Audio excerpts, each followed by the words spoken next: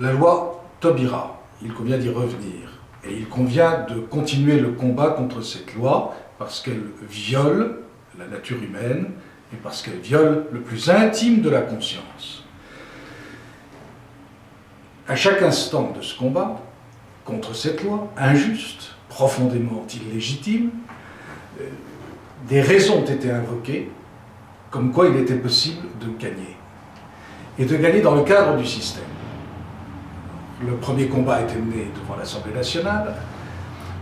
On a fait croire, et ce « on » ne qualifie personne, et il est tout à fait normal de dire « on », puisque c'était l'ensemble des personnes qui étaient intéressées dans cette affaire, on a fait croire qu'il était possible de gagner devant l'Assemblée nationale. Puis on a fait croire que le combat allait se situer sur le plan du Sénat. Et puis ensuite, on a pensé qu'il serait possible de faire une objection avec le Conseil économique, social et environnemental. Et enfin, on a cru dans la décision du Conseil constitutionnel. Je dis bien « on ». Eh bien, à chaque fois, sur ce terrain-là, le combat a été perdu. Donc il ne s'agit pas de manifester pour obtenir gain de cause auprès d'instances qui n'écoutent pas, y compris d'ailleurs la présidence de la République, qui devrait être une instance arbitrale et qui en l'occurrence ne l'est pas. Et la démonstration en a été apportée. Donc, il s'agit de choses d'une importance capitale, on l'a bien dit et on l'a bien souligné. La loi Taubira remet en cause l'homme lui-même, la nature humaine, et remet en cause les fondements de toute civilisation et de tout ordre social et de toute morale, au-delà même de toute religion. C'est d'une gravité extrême. Or, le système est pour cette loi. C'est ce qu'il faut comprendre. Et quand on dit le système, il faut aller au fond du problème.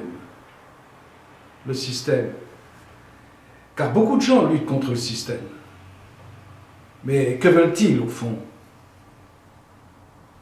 Est-ce s'installer dans le système pour le faire marcher dans le bon sens, à ce qu'ils croient? Et en quelque sorte en le légitimant par le fait même qu'ils veulent s'en emparer.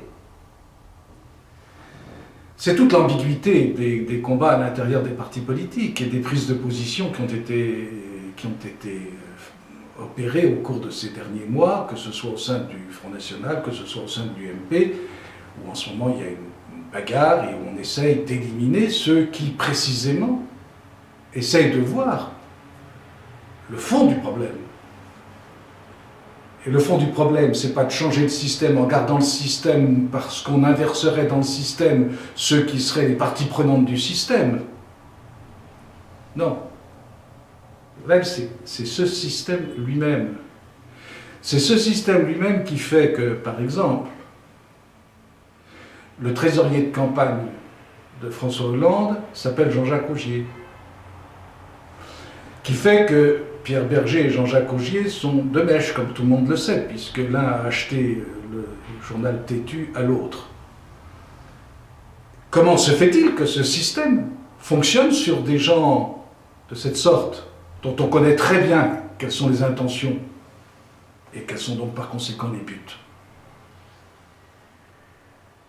Il ne faut pas croire que cela est lié seulement au Parti socialiste, que ce n'est qu'une affaire de parti. Non.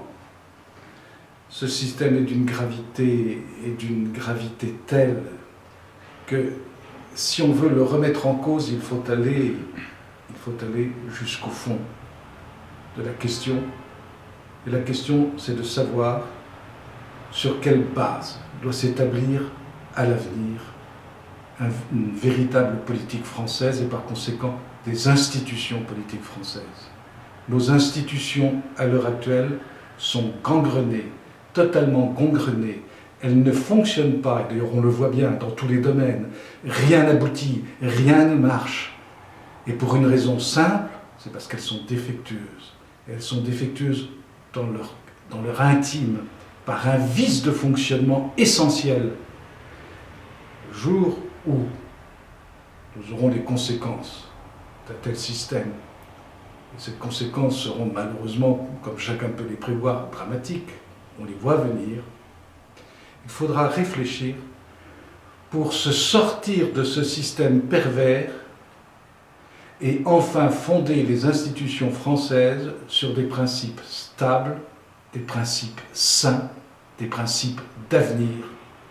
Et c'est ce que nous nous proposons de faire à Politique Magazine, mener une réflexion de fond dans ce sens.